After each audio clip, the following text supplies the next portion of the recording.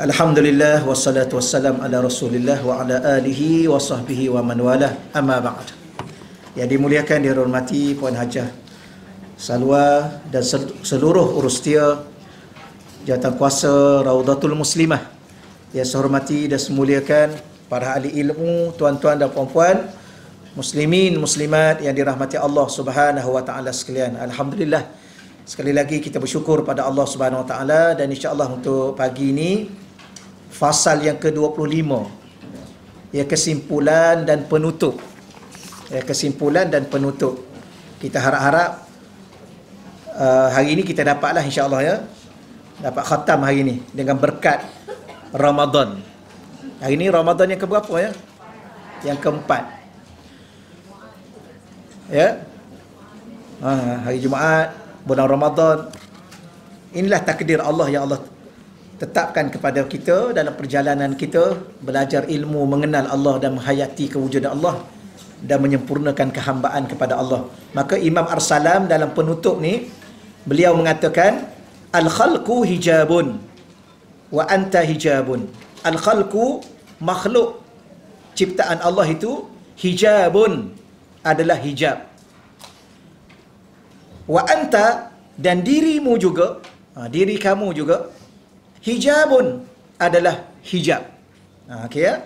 Apa makna makhluk ini hijab? Kita baca nota kaki angka 126 tu. Iaitu makhluk. Baik, saya ulang lagi sekali. Apa maksud makhluk? Takrif paling mudah makhluk ialah yang dicipta. Makhluk, isim maf'ul, yang dicipta. Tapi kalau kita terjemah lagi secara mudah juga, apa makna makhluk? Selain Allah itu makhluk. Selain Allah itu makhluk. Allah pencipta. Selain Allah yang dicipta. Okey, ya? Selain Allah itu makhluk. Maka segala dan semua selain Allah itu yang dinamakan makhluk itu adalah tabir, atau bahasa Arab disebut hijab. Bahasa Melayu kita disebut tabir, yang menutupi dirimu daripada menyaksikan hakikat bahawa dirimu sebenarnya diciptakan untuk berhubungan dengan Allah. Berhubung kepada Allah, bukan kepada mereka, kepada makhluk, ya. Melainkan di saat kita berinteraksi atau berhubung dengan makhluk, hanya dalam rangka untuk berhubung kepada Allah melalui mereka. Ini jelas ayat ni, ya. Jadi kadang-kadang kita terdinding dengan segala makhluk yang ada. Siapa dia? Alam ini makhluk. Anak isteri kita makhluk. Kadang-kadang kita terdinding daripada berinteraksi dengan Allah, atau terhalang. Itu bahasa yang lebih mudah nak faham. Terhalang hubungan kita dengan Allah, interaksi kita dengan Allah, pandangan kita kepada Allah melalui makhluk kita. Kadang-kadang kita ni terhalang dengan isteri, terhalang dengan suami, terhalang dengan anak-anak. Akhir sekali sibuk dengan isteri, sibuk dengan anak-anak, sibuk dengan suami. Akhir sekali lupa pada Allah, lalai dari Allah, jauh dari Allah. Betul, ya? Betul lah. Gitulah. Kadang-kadang kehendak anak-anak, terpaksalah kita keluar daripada rumah. Kita nak baca Quran tadi kan, kita nak tadarus, tapi anak-anak nak beli kasut baru. Sebab tu alhamdulillah sekarang ni kita dah mula diberi anugerah oleh Allah kebijaksanaan. Beli awal-awal bulan Rejab, bulan Syaban tu. Beli awal-awal. Ke nanti tak fresh pula. Tak bangun kasut raya. Tak ada lah. Beli awal-awal. Baju tu nak berapa pasang beli. Rejab, Syaban beli. Ramadan dah. Satu lagi. Minta maaf, ya. Kadang-kadang kita nak buat baik. Betul. Maka kita pun buatlah apa-apalah program untuk anak yatim kan. Jadi kita nak suruh dia gembira, kita bawa dia ke pusat-pusat membeli belah di waktu malam. Faham tak? Dahlah kita jauhkan dia dengan rumah Allah di waktu malam, kita jauhkan diri kita.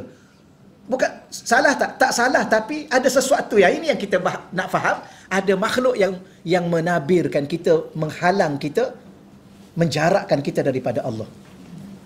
Jadi tolong faham betul-betul, di saat kita berinteraksi dengan Allah ni sebenarnya kita jadikan makhluk yang ada ni sebagai yang membantu kita mendekatkan kepada Allah. Jadi boleh beli pakaian untuk anak-anak yatim, tapi jangan bawa dia ke waktu-waktu malam. Sepatutnya waktu malam tu waktu dengan Allah, waktu siang tu waktu dengan makhluk. Siang tu Allah suruh kita bekerja, boleh bekerja tak? Puasa ni boleh bekerja, kerja macam biasa. Sekolah macam biasa. Malam kita dengan Allah. Tapi di saat malam kita dengan Allah, kadang-kadang makhluk-makhluk yang ada di sekitar kita itu menjadi tabir. Tapi jangan salahkan makhluk itu. Oh, ni pasal you lah ni, I lewat solat ni. I pasal you lah, I tak dapat datang masjid. Bukan begitu, salah kita. Kerana kita terhalang dengan diri kita sendiri kerana sibuk dengan makhluk. Itu alasan. Jangan salahkan dunia. Ni dunia lah ni buat saya ni hilang ingatan ke apa? Hilang ingatan maksud dia lain. Hilang hubungan saya dengan Allah. Tak. Boleh faham insya-Allah ya. Jadi saya ulang balik ayat dia. Makhluk ini tabir yang akan menghalang atau menutupi dirimu daripada menyaksikan hakikat bahawa dirimu sebenarnya dicipta untuk berinteraksi dengan Allah. Apa tujuan kita dicipta? Tolong ingat. Tujuannya adalah untuk kita berhubung, berinteraksi dengan Allah. Bukan dengan makhluk yang ada ini. Tapi melainkan makhluk yang ada ini untuk menghubungkan kita kepada Allah melalui mereka. Baik, akhirnya kamu dicipta untuk hubunganmu kepadanya, kepada Allah. Akhirnya fahamlah, tu maksudnya. Fahamlah, buatlah kesimpulan dan penutup hari ini ni. Kesimpulan bahawa kamu, diri kita ni dicipta untuk hubungan kita kepada Allah. Melalui apa hubungan kita pada Allah? Melalui ibadah. Apa ibadah itu? Lagi sekali nak tanya. Ibadah tu cara berinteraksi dengan Allah. Bukan sekadar ibadah tu solat, ibadah tu puasa, ibadah tu baca Quran. Iyalah, fahamlah yang tu, tak perlu hurai dah yang tu. Tapi baca Quran tu kenapa? Baca Quran tu lah cara berinteraksi dengan Allah. Solat tu kenapa? Solat tu lah cara berinteraksi, berhubung dengan Allah. Maka saat kita solat, kena ingat, kita ni sekarang ni sedang berhubung dengan Allah. Sedang bermuamalah dengan Allah. Kalau baca Quran, sedang bercakap dengan Allah. Sedang berbicara dengan Allah.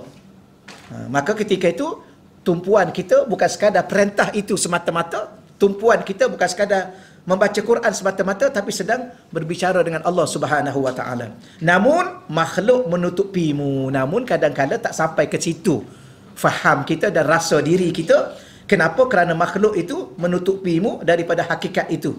Lalu kamu lalai dalam interaksimu kepada Tuhanmu. Duk solat pun lalai lagi. Duk solat pun ingat makhluk lagi. Ini masalah saya dengan tuan-tuan dan puan-puan. Masalah kita semua. Bila nak selesai, dekat dah ni nak selesai ni, nak tutup dah ni. Nak selesai ni. Ini penutup ni. Lepas ni, wallahu alam lah, tak tahulah macam mana. Pandai-pandailah bawa diri. Ya, bukan salah ibu mengandung, salah diri membawa nasib. Baik. Ulang balik. Lalu kamu lalai daripada interaksimu kepada Tuhanmu dengan kesibukan berinteraksi kepada mereka. Mereka ni kembali kepada makhluk. Sama ada makhluk tu makhluk yang bernyawa ataupun makhluk yang tidak bernyawa. Kadang-kadang kita sibuk dengan makhluk yang tak bernyawa. Betul? Duk sibuk dengan telefon ni. Makhluk yang tak bernyawa. Betul ya? Ada nyawa ke ni? Wallahu alam lah. Tapi kadang-kadang keluar suara ni. Kadang-kadang ni. Jangan main-main. Keluar suara. Kita pun duk sibuk dengan suara dia. Okay. Boleh, tak ada masalah. Tapi jangan terleka. Bukan dia yang salah, kita yang salah. Allah. Sebab tu akhirat nanti Allah tak tanya dia, Allah tanya kita. Allah tak tanya ni, Allah tak tanya. Allah tanya kita. Dengan kesibukan berinteraksi kepada mereka. Mereka tu makhluk, saya sebut tadi, sama ada bernyawa atau tidak bernyawa. Kadang-kadang ada orang ni sibuk dengan makhluk bernyawa, sibuk dengan ayam.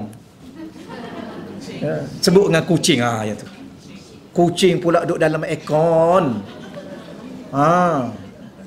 Jaga dia punya makan minum dia kena ada standard. Bukan makan minum tak boleh ni ustaz. Kalau ustaz bela kucing yang ni kalau makan yang ni dia menggugurkan bulu dia. Yang ni dia menahankan bulu dia cantik yang ni. Lepas tu kena ada vitamin dia ustaz. Orang rumah saya ada masa ni saya kata bagi semua kat orang. Tinggal seko je lagi. Yang tu pun tunggu masa saya nak suruh bagi kat orang. Betulan dia tak datang hari ni. Mudah saya cakap. Sibuk dengan makhluk. Tapi tak apalah, okeylah. Saya kata tak salah tau. Jangan salah faham ni. Salah tak? Habis kucing-kucing saya kat rumah tu macam mana? Pandai-pandailah buat keputusan. Tak salah. Cuma jangan sampai sibuk. Ya. Kita ni nak makan berkira tau. Nak makan tengok, ya Allah nak makan ke tak nak makan. Nak makan, ingat kat saudara Islam dengan kita tu kan. Tapi kucing kita subhanallah, mahal makanan dia. Baik bagi, tak apa setakat tu dulu lah. takut terasa pula kan. Allah, ramai orang tak dapat makan. Tapi tak salah tahu pela kucing tu, jaga dia baik-baik. Mungkin dia doa pada kita tiap-tiap hari. Mungkin kita masuk syurga dan sebab jaga dia. Ya, mana bukti dah ada orang masuk syurga sebab seekor anjing, bukan kucing, anjing. Bukan salah, tapi jangan diri kita tu. Yang masalahnya diri kita. Sebagaimana kamu juga lalai daripada menyaksikan sifat rahmat dan kasih Allah kepadanya dalam segenap kehidupan. Jangan lalai daripada kasih dan sayang Allah kepada kita dan kepada semua makhluk. Sebenarnya saya ulang balik lagi sekali ya, walaupun dah banyak kali ulang. Allah ni dia cipta kita dengan kasih sayang. Kerana kita ni umat kekasih dia. Dia bukan tak sekali-kali dia nak bebankan kita. Ayat suratul Baqarah 185 kan, Syahrul Ramadan, panjang ayat ni, bawah tu yuridullahu bikumul yusra wala yuridu bikumul usr. Lah tak ingat-ingat lagi ke ayat bulan Ramadan ni? Ayat bulan Ramadan. Hafal lah ya. Kalau tak hafal pun okey juga. Allah Ta'ala ni yurid, dia berkehendak. Yuridullah, Allah berkehendak kepadamu untuk memudahkan kamu. Wala yuridu bikumul usra, dan dia tidak pernah sekali-kali ingin menyusahkanmu. Maka dia suruh puasa ni, dia nak suruh mudahkan kita. Kalau kita panjang umur, di saat suatu ketika nanti dah dekat dengan kiamat, Dajjal datang, dia akan buatkan kemarau. Makanan tak cukup. Orang yang tak pernah puasa ketika tu tahulah betapa dahsyatnya. Tapi kita dah pernah puasa, alhamdulillah ketika tu mudah. Maka sekarang ni Allah sedang melatih kita untuk memudahkan kita. Okey ya? Maka Allah sakitkan kita. Bukan Allah nak menyusahkan kita, nak memudahkan kita. Tujuan apa Allah sakitkan kita? Allah nak buang segala dosa-dosa kita. Maka ringanlah tubuh badan kita daripada beban dosa. Tu kena ingat tu ya. Itulah semua kasih sayang Allah. Lah saya selalu ulang. Tak boleh bayang. Banyak kali dah nak ulang, tapi bayanglah nak ulang pula. Sebab kesimpulan dah ni. Kesimpulan dah. Lepas ni tak akan diulang-ulang lagi. Okey ya. Tak boleh bayang 50 solat jadi 5. La haula wala quwwata illa billah. Jauh tu. 5 tu pula bukan 5 rakaat setiap satu. Ada 2, ada 3, ada 4. Tak lebih 5 pun. Allahumma salli ala sayyidina wa maulana. Tak tahu nak cakap apa kecuali berselawat kita kepada kekasih Allah. Allahumma salli ala sayyidina Muhammad wa ala ali sayyidina Muhammad. Kenapa Allah bagi tu? Bukan sebab kita, sebab kekasih dia. Tapi dengan sebab kekasih dia tu, maka dia Allah juga mencintai dan mengasihi kita. Maka hargailah kasih dan cinta Allah kepada diri kita dengan melatih diri kita juga membalas cinta Allah Subhanahu Wa Taala. Dan minta supaya Allah bagi pada kita rasa cinta dan kasih kita kepada Allah dan Rasulnya. Dengan sebab dialah Allah, dengan sebab dialah Rasulullah, maka hari ini apa yang kita dapat? Kasih sayang dan cinta Allah. Okey, perenggan kedua. Bukan perenggan, rangkap. Wa anta hijabun. Kamu juga kena faham, diri kamu sendiri juga adalah hijab. Kadang-kadang kita dah boleh kawal, tak terkeliru, tak terlalai, tak terlupa, tak terhalang kita dengan makhluk-makhluk lain. Ada orang kan, dia mesyuarat, tapi ada orang, dia duduk mesyuarat. Azan dia keluar. Ni orang biasa ni. bos dia kata, kenapa buat macam tu? Tak boleh tuan, saya masa solat saya kena pergi. Kalau you buat lagi, I buanglah tuan, saya tak kisah, Allah ada. Ni ada orang macam tu. Maknanya sampai tahap dia hebat ni. Dia tak peduli bos dia tak peduli mesyuarat. Yang dia peduli adalah Allah sudah panggil dia. Okey ya. Ada di masjid-masjid dia tulis apa? Panggilan Allah itu adalah segala-galanya. Utamakan panggilan Allah, seruan Allah. Allahu Akbar, Allahu Akbar. Ada orang dia duduk, memang Nabi macam tu. Nabi duduk dengan isteri dia kan. Di banyak kali kita dah tahu dah ni. Duduk dengan isteri dia. Azan, dia tinggal. Terus dia pergi ke masjid. Tinggal duduk sembang. Cuba tuan-tuan buat sekali. Nak tengok isteri kita. Dia, abang saya ni gini-gini. Kita ni macam mana ni? Raya dekat dah ni. Azan, tinggal dia. Tinggal dia. Tak ada. Tinggal dia. Kita bincang lepas daripada solat. Tapi bagi tahu elok-elok dah azan tu. Saya pernah kena dengan anak saya sekali. Masa tu dia umur 5 tahun. Baba, dah azan. Yalah, kalau azan kenapa pula? Lah pergi solat lah, dia kata. Kena. Kita tanya dia, dah azan kenapa? Yalah, kenapa? Apa tahu tanya ni, pergi solat lah. Baik. Kita bangun pergi. Tinggal dia. Itulah ya, benda-benda yang kita kata, kadang-kadang dengan makhluk kita boleh selesai, tapi kadang-kadang dengan diri kita sendiri. Macam mana kita nak lawan diri kita sendiri? Kita tu tengah buat kerja, penting kerja kita ni, tak berkait dengan siapa-siapa pun. Ketika tu berdengar azan, macam mana? Jadi disebut di sini, kamu ialah tabir yang menutupi pandangan mata hatimu daripada menyaksikannya pada kehambaanmu kepadanya. Baik, makhluk tadi, dia dinding kita pada zahir. Dia menghalang kita pada zahir. Adapun diri kita menghalang batin jiwa kita dalam berinteraksi pada Allah. Kadang-kadang kita mementingkan diri kita daripada hati, diri zahir kita tahu. Daripada hati kita berinteraksi dengan Allah. Boleh beza. Makhluk dia halang kita secara zahir. Kerana kita berinteraksi dengan makhluk secara zahir. Kadang-kadang diri kita ni dia menghalang hati kita.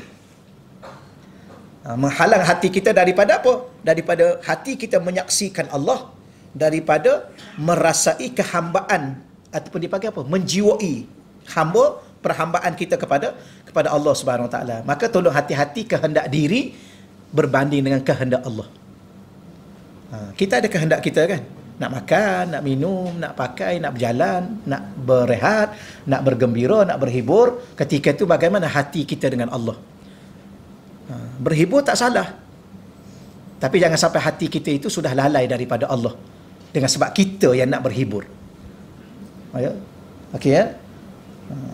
Yalah ustaz, saya nak hibur tu, nak hiburkan hati kita lah. Yalah, hiburkan hati tu. Jangan sampai hiburkan hati dengan cara hati jadi lalai dari Allah. Boleh dengar lagu? Boleh. Dengarlah lagu-lagu apa yang tuan-tuan rasa itu kan, rasa senang. Saya kadang-kadang saya dengar juga. Tapi dengar tu, adakah dia sudah membawa kita kadang-kadang main game kan? Main game. Puan-puan pernah main game? Pernah tak? Tak pernah ya? Baguslah akak ni. Mainlah. Pelik ni. Ni. Main. Game. Banyak game dalam ni. Main game. Kita cubalah try. Tapi alhamdulillah kadang-kadang bila mana kita berkat guru kita kan, berkat zikir, berkat guru, berkat ajaran, berkat ilmu, berkat amal, itu bukan berkat diri kita, berkat mungkin mak ayah kita doa kita, sahabat-sahabat kita doa kita main. Dah, kamu ni dah lebih dah ni. Delete balik. Delete dah cukup. Maknanya alhamdulillah hati kita okey. Cuba. Tapi kalau orang azam pun makin rancak, tu maknanya yang tu memang dah bahaya. Cuba tengok anak kita. Kadang-kadang dunia sekarang anak-anak tu kan main game boleh? Boleh. Tapi azan stop, pergi ambil wuduk, terus pergi masjid. Sembahyang kat rumah dah tak. Pergi masjid. Yang laki-laki. Boleh lah. Sikit-sikit kan dunia dia hari ni. Apa lagi? Dengar lagu. Boleh? Boleh. Dengar lagu. Cuba tengok hati kita tu. Ke arah lagu itu atau ke arah ingat Allah. Ada lagu-lagu dia, lagu apa? Lagu ketuhanan. Pasal tak? Ada lagu-lagu ketuhanan. Cuba kita perhati lirik-lirik yang zaman dulu. Lagu-lagu tahun 80-an, 90-an, ada lagi yang awal-awal lagi. Cuba tengok sebab pakar lirik yang buat tu. Nama apa? Absah Hassan ke? Buat tu. Saya ingat ni. Ni hebat dia ni. Dia tulis lirik tu memang lirik-lirik lagu ketuhanan. Kita pun dengar. Oh, makin membawa kita kepada Allah. Yang tu boleh dengar. Tapi kalau kita dengar apa? Ya? Saya pun tak ingat juga. Saya dengar saya dengar tapi saya tak pernah hafal. Setakat ni saya hafal lah yang sikit-sikit tu, tapi tak pernah hafal satu lagu, tak pernah hafal. Sebab saya dulu kalau dapat tahu pada mak memang habislah. Mak saya dulu memang pantang dengar lagu. Akhir sekali tahu cara nak dengar lagu. Buat-buat tidur. Buat-buat tidur, selimut, letak radio bawah ni, tutup dengan kain, dengar buat tidur. Dengar gitu lah. Itu pun pasang paling kecil itu. Tapi kalau dapat tahu inna lillah wa inna ilaihi raji'un. Mak saya ni cerita sikit, batu tak pernah hafal lirik. Hafal, kita duduk tengah menyanyi, dengar kat dia habis. Dulu dia tengok saya solat. Dia kata solat. Saya pun solat. Darjah 3 rasa, ke darjah 2 je saya. Dia tengok saya solat rupanya. Kita ni tengok mak dia. Sama lah kita dulu ya. Rupa-rupanya dia tengok, dia pun datang balik, dia kata dah solat. Dah. Betul ke? Betul. Solat macam mana? Bukan solat macam ayam tadi, ayam batuk padi. Ya. Dia pun keluar, dia ambil lidi yang ni kan, yang besar ni lidi tu. Dia kata duduk. Lidi yang siapa tu? Saya ingat lagi, tebal ni, besar ni. Dia pukul saya sampai kecil ni. Dia kata apa? Tak ada adab dengan Tuhan. Ya tu. Tak ada adab dengan Tuhan. Saya ingat sampai sekarang. Yang tu solat cepat. Kena pukul sampai tahap tu kerana tak ada adab dengan Tuhan. Dengar lagu, saya kata memang matilah. Saya kata kalau solat salah pun macam tu kena. Saya pun fikir kalau aku dengar lagu yang dia dah cakap jangan, memang mati ya. Tu mak. Tu dahsyat. Allah. Tapi dengan sebab dia didik kita macam tu lah. Hati kita dengan Allah. Yang tu lah. Okey, kita teruskan sini. Nanti tak kesimpulan, tak penutup pula ni. Baik, wal haqqu laisa bimahjubin. Ini tahap yang kedua. Bebaskan diri kita daripada terhijab dengan makhluk, bebaskan diri kita daripada terhijab dengan diri kita sendiri sehingga melalaikan diri kita, hati kita daripada Allah. Kerana apa? Wal haqqu, al haqqu di situ merujuk kepada hak. Apa makna hak? Allah. Tuhan al-haq. Wal haqqu, haqqu ni kadang-kadang tengok ayat. Kadang-kadang kita terjemah al-haqqu adalah kebenaran. Lawan dia al-batil. Tapi dalam bab tauhid, bila mana disebut al-haq, dalam bab tauhid itu adalah Allah, Tuhan yang maha benar. Laisa bimahjubin, tidak pernah dihijab. Okey, Allah Taala dia tidak dihijab atau dia tak terhijab, dia tak terdinding. Dia nyata, dia jelas, dia terang. Allah dia adalah Tuhan yang az-zahir. Huwal awwalu wal akhiru waz zahir. Dia Tuhan yang maha awal, dia Tuhan yang maha akhir. Dia adalah Tuhan yang maha zahir. Apa makna zahir? Terang dan nyata lagi jelas. Habis kenapa tak nampak? Yang tak nampak kerana kita terdinding tadi dengan makhluk-makhluk, duk sibuk dengan makhluk. Tak nampaklah dia. Dan duk sibuk dengan diri kita, maka tak merasailah dia. Sedangkan dia ni tidak pernah dihijab, dia nyata, dia jelas. Habis kenapa tak nampak dia nyata, dia jelas? Bukan masalah dia. Dia sudah nyata dan jelas. Masalah kita lah. Ni kita nak belajar. Macam saya pernah buat biasa tu kan. Beli garam, rasa tak masin. Tu masalah garam ke masalah apa? Masalah lidah. Nanti kenapa garam ni tak masin dia? Beli yang lain lah, pergi beli lain.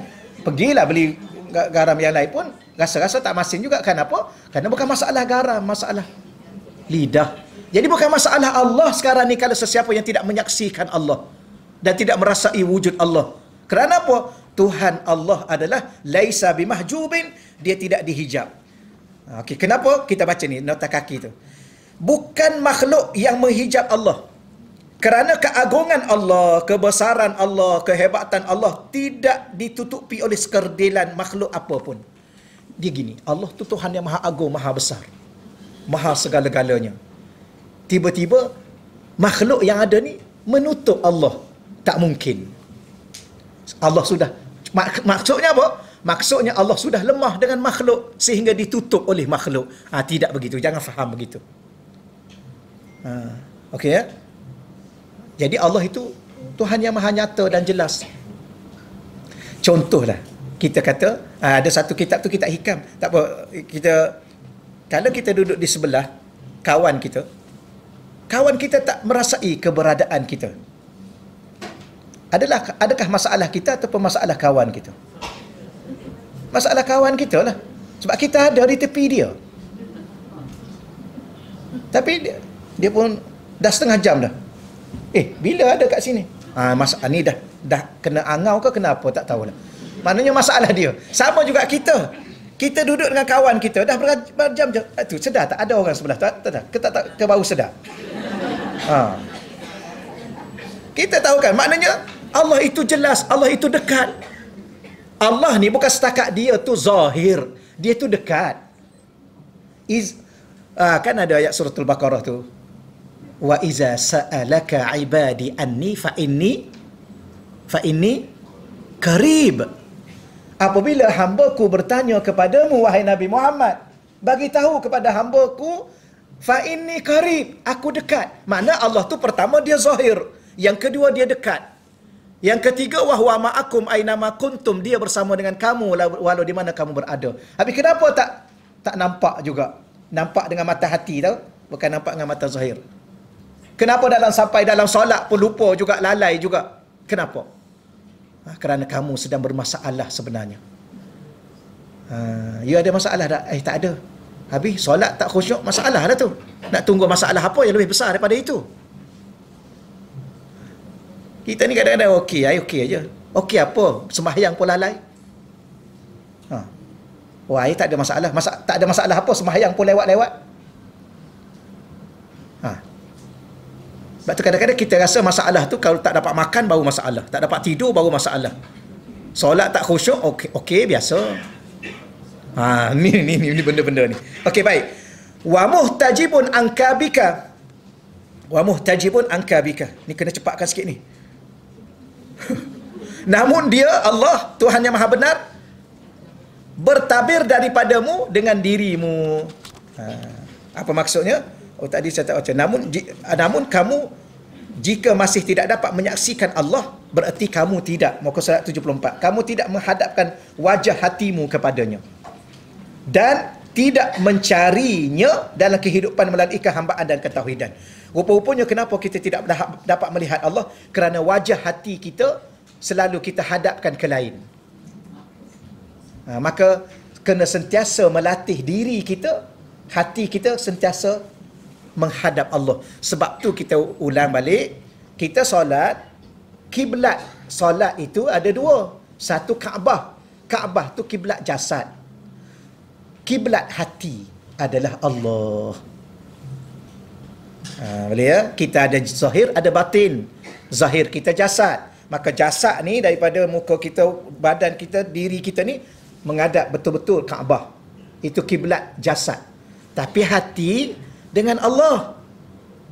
Maka kita ada dua muka. Satu muka zahir ni, satu lagi muka hati. Muka zahir ni ada mata, muka hati ni, wajah hati ni juga ada mata. Maka wajah zahir ni memandang ke Kaabah, wajah batin kita, hati kita memandang kepada Allah. Tapi dah hati kita memandang kepada selain Allah. Ya, hatiku sentiasa memandang dirimu. Ini yang masalahnya. Ya, dirimu makhluk. Baik. Kemudian disebut lagi macam mana? Wa muhtajibun anka bika, dia iaitu Allah bertabir daripada dirimu dengan dirimu. Apa maksudnya? 129 tu. Iaitu jika kamu masih tidak menyaksikan Allah dalam segenap kehidupanmu, atau kamu masih lalai terhadap penghayatan kehambaan, berarti kamu sebenarnya masih terhijab dengan dirimu sendiri. Kerana membesarkan nilai dirimu lebih daripada nilai kehambaan kepada Allah. Ini yang satu masalahnya. Besarkan diri sendiri daripada besarkan nilai perhambaan kepada Allah. Allah, susah juga kita nak cakap kan.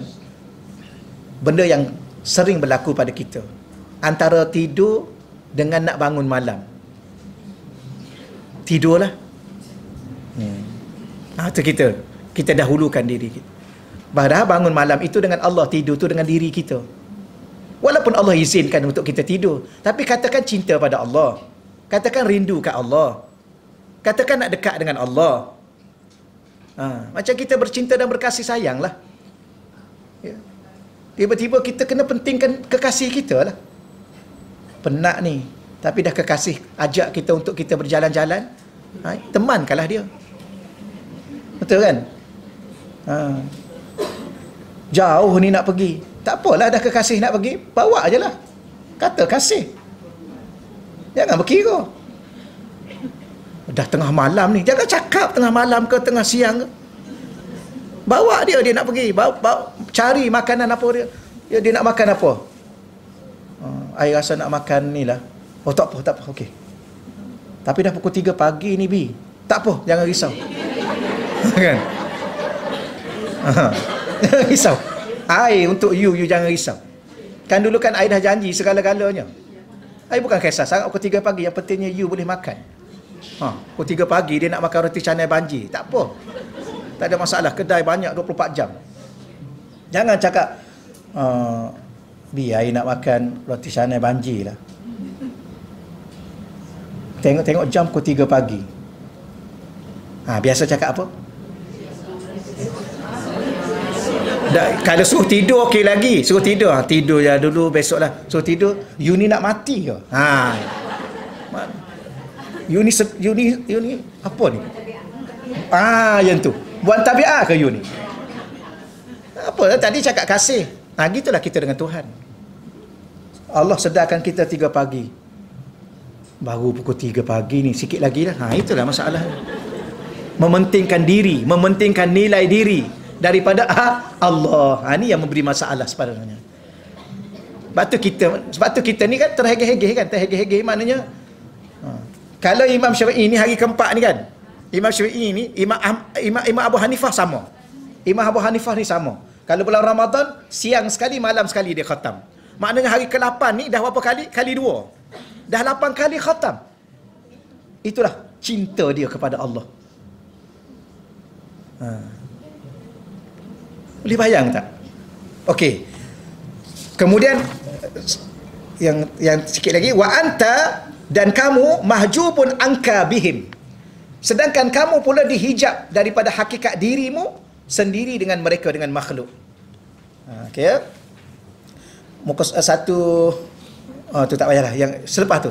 Fam fasil anka tashhadhu wassalam. Tu dah habis. Fam fasil, apa makna fam fasil? Maka berpisahlah daripada diri kamu. Jadi sekarang ni kita kena belajar apa? Pisahkan diri kita daripada diri kita. Ini bahasa yang terlalu amat dahsyat. Kita boleh berpisah dengan kekasih kita, tapi takkan mungkin kita berpisah dengan diri kita sendiri. Tapi itulah hakikatnya. Diri yang mana? Diri yang lalai daripada Tuhan kita. Sebenarnya begini. Sebenarnya kita tanya balik. Tahu tak? Kita ni betul kan ya? Pukul 12 habis kan? Lain macam juga rasa dia.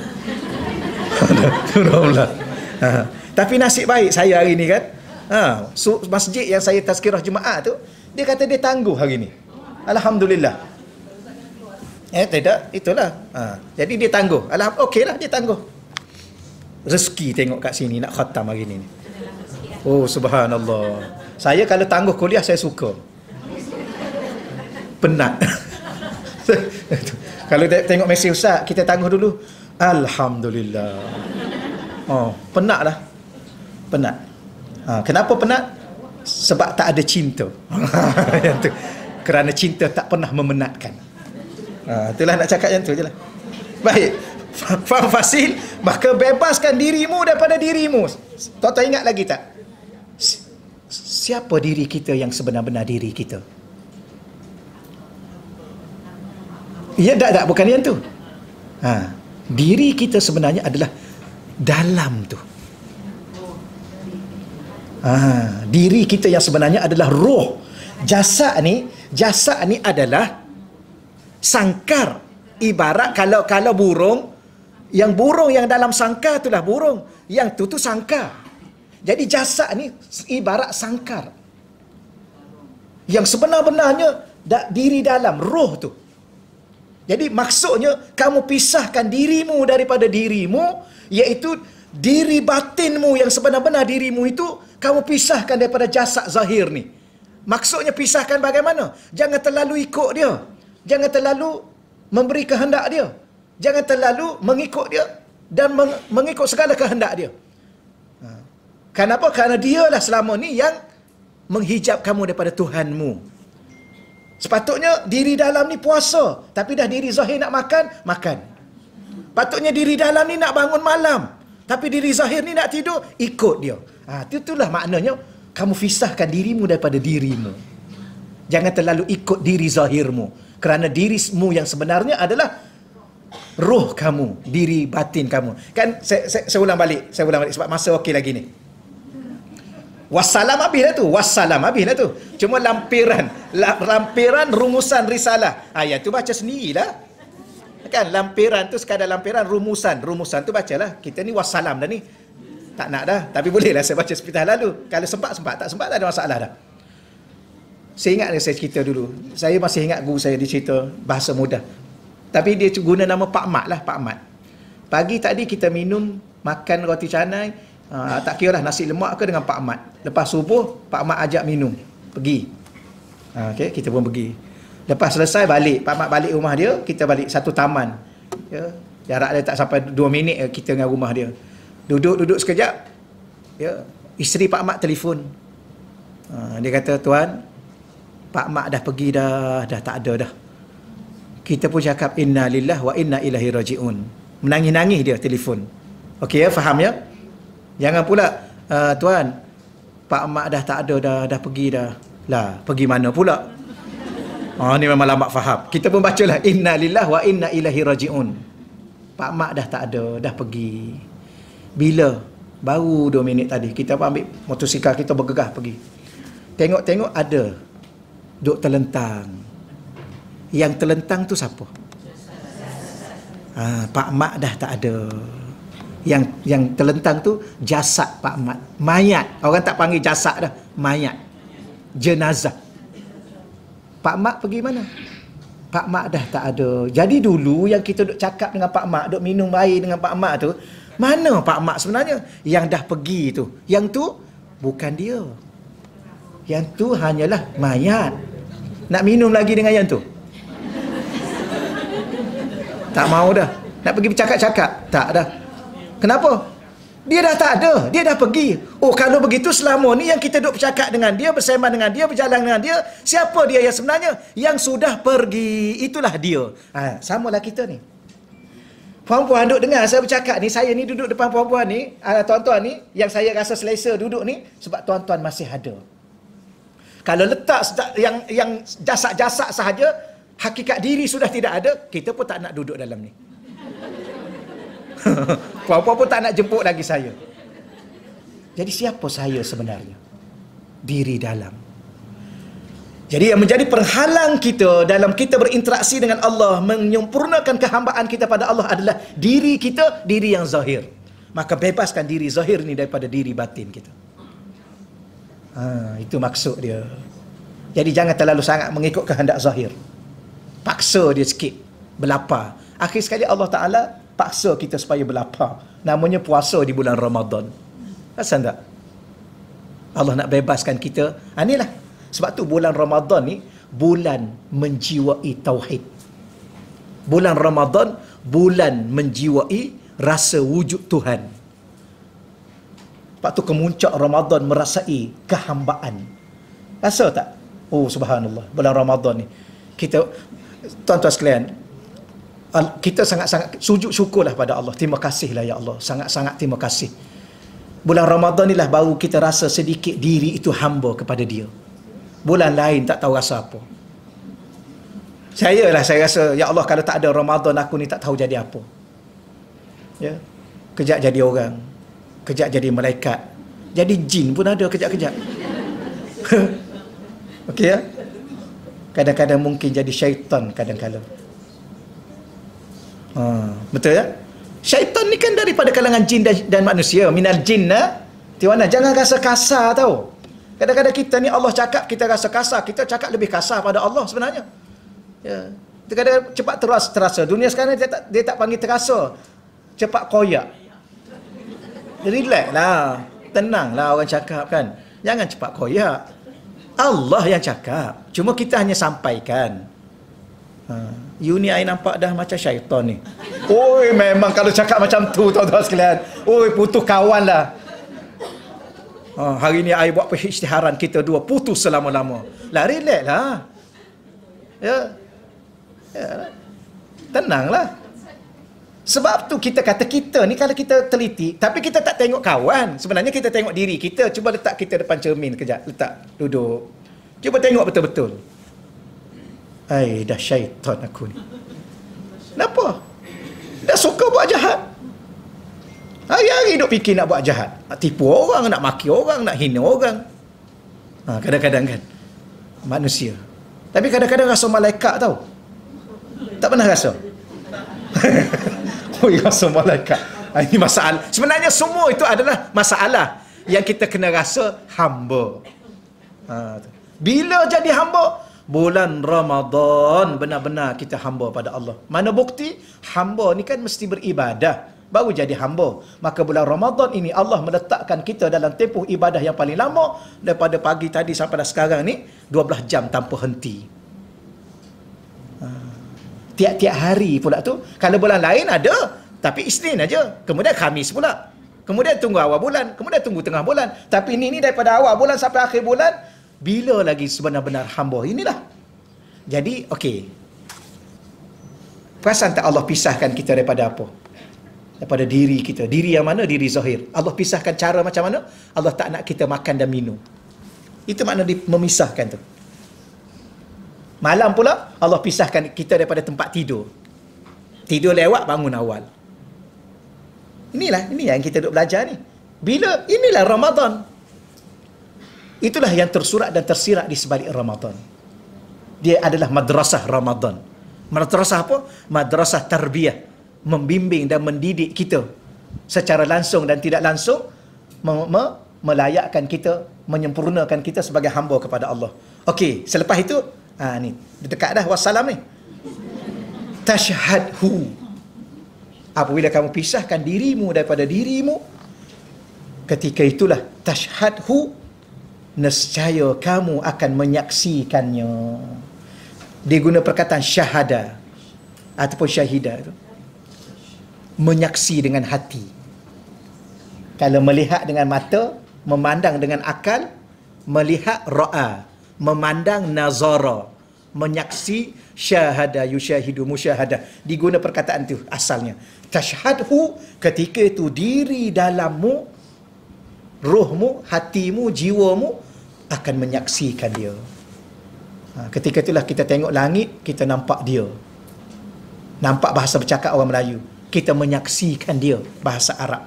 Kita tengok bumi, kita tengok makanan, kita nampak Allah. Akhir sekali mulut kita kata apa? Alhamdulillah, ada makanan. Kita ni, alhamdulillah dulu atau makan dulu? Orang yang awam makan dulu baru alhamdulillah. Orang yang kenal Tuhan, alhamdulillah dulu baru makan. Lepas makan, alhamdulillah lagi.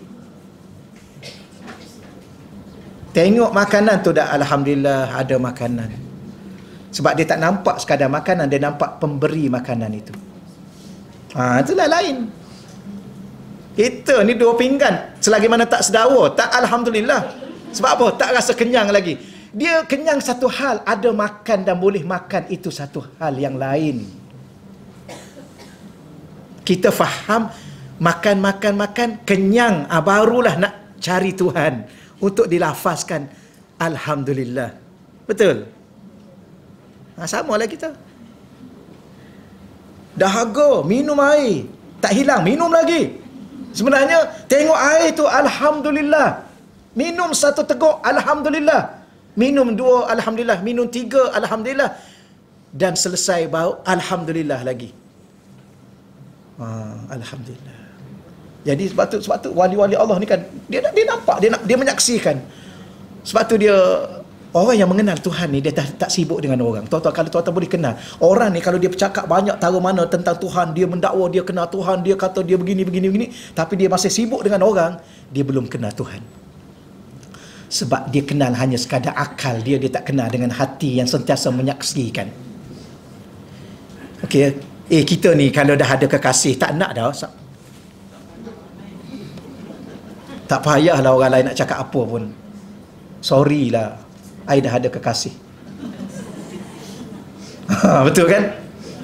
Ni ada kekasih, kejap mata ke situ, sejak ke sini, kekasih duduk sebelah. Itu pernah dengar cerita Rabi'atul Adawiyah? Saya dah cerita, saya ulang lagi sekali. Tak apa ni bila-bila masa saja wassalam ni. Bila masa saja wassalam, habis kita hari ni. Rumusan tu baca dah ya. Tak ada masalah tu. Satu kali Rabi'atul Adawiyah didatangi oleh guru dia. Rabi'atul Adawiyah ni yang sampai ke maqam itu, beliau juga ada mursyid. Ni kita nak sampai ke sini mesti dengan mursyid. Boleh sekejap, kadang-kadang dia hilang balik. Boleh sekejap, hilang balik. Sebab kena ada pembimbing. Baik, maka satu kali dia punya mursyid dia, guru dia datang. Dia kata, wahai Rabi'atul Adawiyah, sebenarnya Raba'ah. Baik, dia kata ada seorang gubernur berminat untuk jadikan kamu isteri dia. Dia kata, wahai guru, saya tak nak. Gubernur ni tak cerita lah kalau zaman dulu.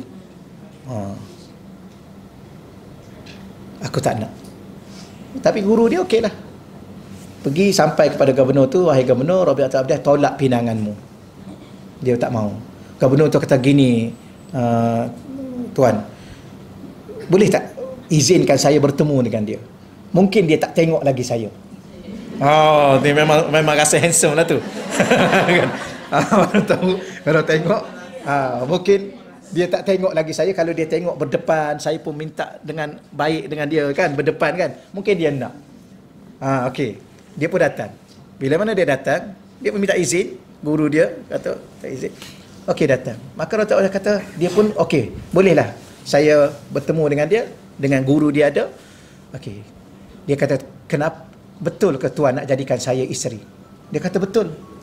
Saya ginilah, sebenarnya saya tak mahu, tapi begini, saya ada adik saya. Dia ada Rabi'ah ni, sebenarnya dia anak yang keempat.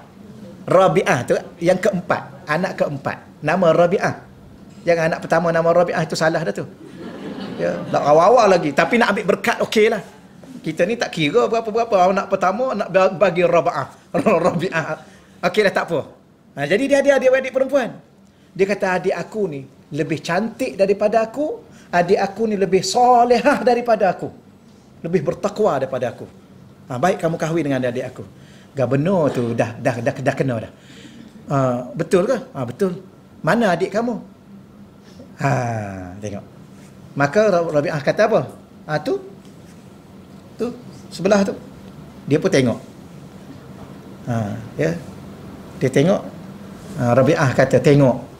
Dalam keadaan dia datang untuk bertemu dengan kita, katanya nak kahwin dengan kita, sempat lagi dia berpaling kepada selain kita.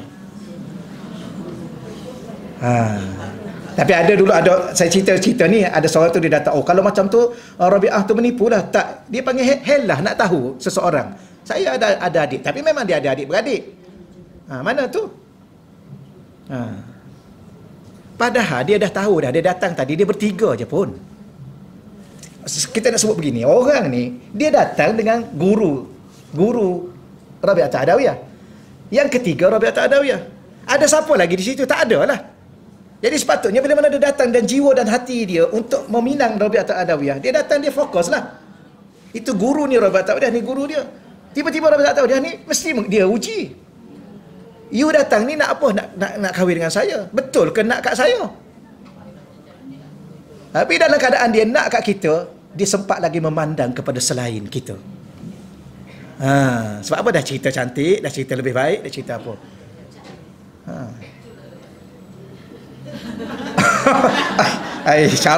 Syarah tambahan. Itulah lelaki. Maka jangan pernah biarkan hati lelaki keseorangan sampai dia merasai kesunyian. Maka duduklah dengan dia dan buatlah sepatutnya supaya dia sentiasa memandang kita. Itulah. Dia lelaki ni, saya tahu tak, kadang-kadang kita rasa terasing, kita ada keseorangan. Itu orang lelaki. Wallahualam, mungkin saya, mungkin lelaki. Ya. Kerana apa? Kerana kadang-kadang isteri itu mungkin dia sibuk, isteri mungkin dia penat, kita tak menafi, tapi mungkin dia tidak berfungsi sebagai orang yang menemani betul-betul dengan itu. Contoh, dunia sekarang lagi dahsyat. Contoh, suami duk bawa kereta, kita duk main telefon. Kadang-kadang suami dia bawa kereta duk tengok jalan lagi, itu lagi, kadang-kadang itu terlepas. Kita buat selamba je. Terlepas, bawa elok-elok lah. Dia duk main telefon. Kalau ia pun, bang, depan tu simpang ni, kita nak pergi mana tadi? Okey, tak apa. Okey, tahu dah jalannya? Okey, tahu, tak apa. Walaupun abang dah tahu, saya buka map, saya buka Waze. Kita tengok, abang, depan tu ada traffic light tu, pelan sikit. Ada bonggak depan tu, ada apa? Bumper tu depan tu. Contoh, ni kawan-kawan duk cerita. Saya pun tak apa, saya sampaikan. Saya sampaikan. Dunia sekarang pun betul, tuan-tuan. Suami buat kereta penat ni, kita duk main telefon ataupun kita tidur. Tidur. Subhanallah. Kalau terasa je lah. Nak buat macam mana? Jadi kadang-kadang orang lelaki, walaupun dia nampak biasa tau, tapi ada kadang-kadang dia terasa juga. Alah, macam puan-puan lah, puan-puan duduk buat apa-apa, puan-puan duduk kat dapur kan, suami duduk kat itu, suami duduk kat luar ruang tamu tu, kita bergegah ke situ. Ya, kadang-kadang kita keluar, anak pula menangis, suami pula duduk tengok bola, gol. Ni memang masalah suami ni. Maka kita merasai bahawa kita tidak dihargai. Inikah kekasihku yang mendakwa akan mencintaiku sehingga kematian, sehingga ke akhir hayat. Inilah yang masalahnya. Jadi kasih itu kasih yang bohong, cinta itu bukan lelaki saja bohong, ramai perempuan juga pembohong. Sebenarnya dia bukan masalah lelaki, itu masalah perempuan. Okey, baik ya. Cuma jangan sampai kita berbohong dengan Tuhan. Itu. Jangan sampai bohong dengan Tuhan. Jadi wassalam. Habislah tajuk kita. Cuma ada lagi 10 minit. Saya bacalah, mengambil barakah. Muka 175 tu rumusan. Baik, risalah ini membahaskan tentang proses penyempurnaan kehambaan seorang hamba. Inilah yang paling penting, ringkasan pertama, rumusan pertama.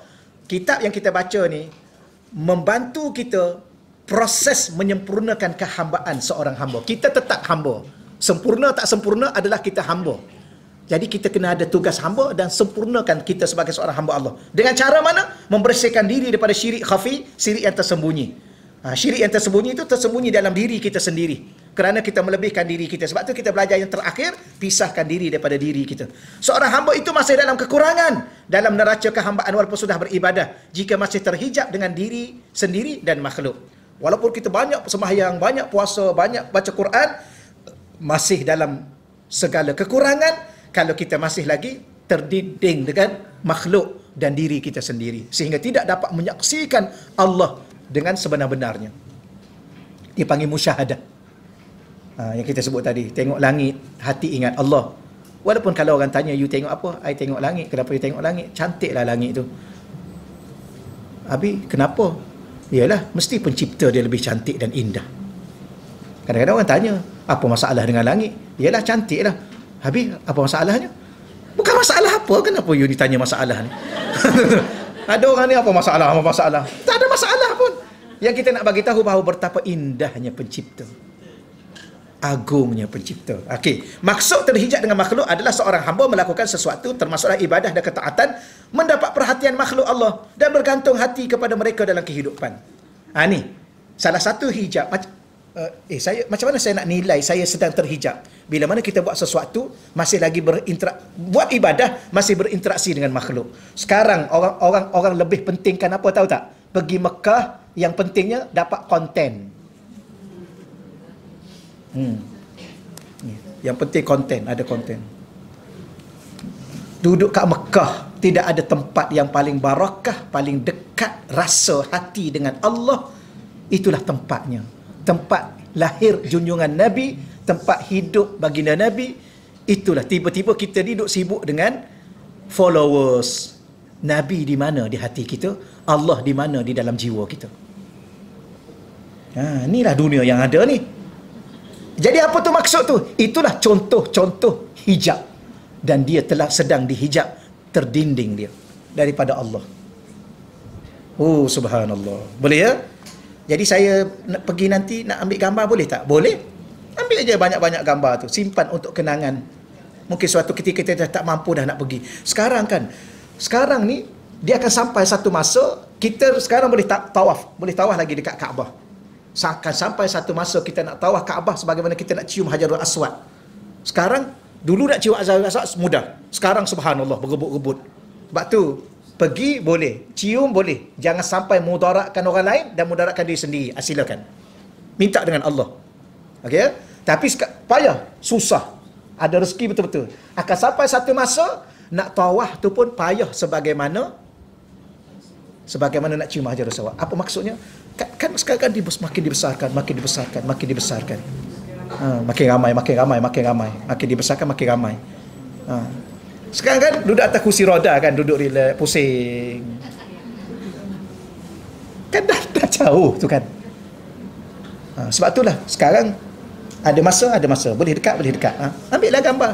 Tapi untuk kesimpanan diri, tengok gambar, ingat Allah. Tengok gambar Kaabah, kita duduk dekat Kaabah, satu hari nanti kita terlantar. Harap-harap tidak, tapi itulah hakikat kehidupan. Makin tua kita makin sakit. Kita tengoklah gambar-gambar kita di depan Kaabah dulu. Tapi bukan ingat Kaabah.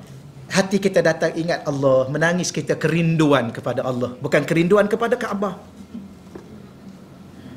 Okey ya? Kenapa nak pergi sangat ni? Rindu kat Kaabah. Itulah terhijab dengan makhluk. Inilah contoh-contoh. Kita bawa contoh ni. Contoh. Rindu dengan Kaabah. Bukan rindu dengan Allah. Kaabah tu kan rumah Allah. Sebab tu setengah ulama' ni jangan salah faham tau. Jangan salah faham. Banyak benda yang saya nak sampaikan tapi kadang-kadang saya skip. Takut orang, dunia sekarang dunia bahaya. Orang tunggu kita, orang spin. Ya, sebab kerja spin, tak tahu akhirat nanti memang kenalah dia. Tapi moga-moga Allah ampunkan dia, Allah ampunkan kita. Lepas tu setengah ulama-ulama yang sudah sampai makam tertentu, di mana rumah Allah katanya yang sebenar-benar rumah Allah? Hati kita. Allah itu di hati kita. Maka merindukan seketul hati yang merindui pemilik hati, Allah. Okey ya? Yang lebih-lebih tu saya bagi peluang supaya tuan-tuan dapat baca sendiri. Allah, cukuplah insya-Allah. Ya, ada soalan tak ni? Saya tengok masa tu ada 2 minit ke 3 minit lagi. Ada soalan tak? Kalau ada.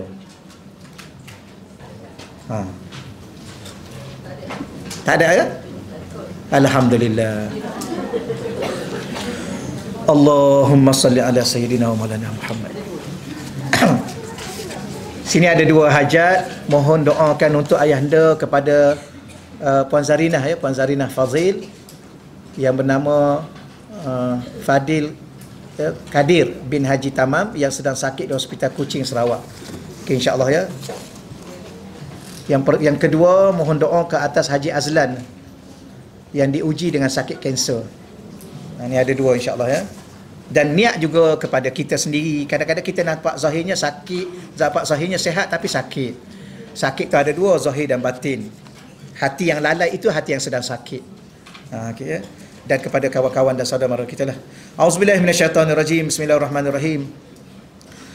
Alhamdulillahirabbil alamin hamdan yuwafi ni'amahu wa yukafi'u mazidah. Ya Rabbana lakal hamdu kama yanbaghi li jalali wajhika wa azimi sultanik. Allahumma salli ala Sayyidina Muhammadin abdika wa nabiyyika wa rasulika nabiyil ummi wa ala alihi wa sahbihi wasallim. Allahumma salli ala Sayyidina Muhammadin tibbil qulub wa dawaiha wa afiyatil abdan wa shifaiha wa nuril absar wa diyaiha wa ala alihi wa sahbihi wa barik wa sallim. Allahumma anzil alaihi ya Allah Haji Azlan ya Allah, summa alaihi ya Allah Fazil Kadir ya Allah, dawaan min dawaik wa shifaan min shifaik wa rahmatan min rahmatik wa barakatan min barakatik ala hadhihi al-awja' wal amrad wal asqam fatabra bi rahmatika ya arhamar rahimin. Allah mashfi mardahum ya Allah wa sahih ajsadahum ya arhamar rahimin. Ya Allah ya Tuhan kami, pada bulan Ramadan yang penuh dengan barakah ini ya Allah, penuh dengan kemuliaan dan pengabulan doa ini ya Allah, kami berdoa khusus kepada Haji Azlan ya Allah dan Haji Fazil ya Allah, dan kepada diri kami ya Allah, dan kepada orang-orang yang sakit di kalangan kami ya Allah. Ya Allah, turunkanlah khusus kepada mereka ya Allah penawar daripada penawarmu ya Allah, kesembuhan daripada kesembuhanmu ya Allah, ubatan daripada ubatanmu ya Allah, kasih sayang daripada kasih sayangmu ya Allah, sehingga menyembuhkan penyakit mereka ya Allah. Sembuhkanlah mereka ya Allah, sembuhkanlah mereka ya Allah, sembuhkanlah mereka ya Allah, sehatkanlah tubuh badan mereka ya Allah, buangkanlah segala perkara yang menyakitkan diri mereka ya Allah, jauhilah mereka daripada kesakitan ya Allah, tenangkanlah jiwa dan hati mereka ya Allah, berilah kesabaran kepada mereka dan kepada ahli keluarga mereka ya Allah, berilah keyakinan kepada mereka bahawa ujian yang mereka dah lalui ini ya Allah, kamu sedang mempersiapkan sesuatu yang terindah dan terbaik kepada mereka ya Allah. Begitulah juga berilah keyakinan kepada hati kami ya Allah,